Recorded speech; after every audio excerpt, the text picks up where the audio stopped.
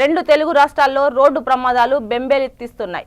ఖమ్మం నుంచి విశాఖపట్నం వెళ్తున్న triple travels bus మార్గ మధ్యలో ప్రమాదానికి గురైంది. కొవ్వూరు రాజమండ్రి బ్రిడ్జి పైకి చేరిన వెంటనే మంటల బారిన పడింది. సెల్ఫ్ మోటార్ షార్ట్ సర్క్యూట్ అవ్వడంతో ఈ ప్రమాదం జరిగినట్లు డీఎస్పీ దేవకుమార్, సిఐ విశ్వం తెలిపారు.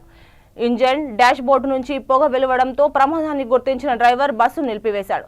ప్రమాదానికి గురైన ట్రావెల్స్ బస్సు పూర్తిగా దగ్ధమైంది. ప్రయాణికులను అప్రమత్తం చేయడంతో వారంతా సురక్షితంగా బయటపడ్డారు. సమాచారం అందిన వెంటనే పోలీసులు, అగ్నిమాపక సిబ్బంది సంఘటన స్థలానికి చేరుకొని సహాయ చర్యలు చేపట్టారు.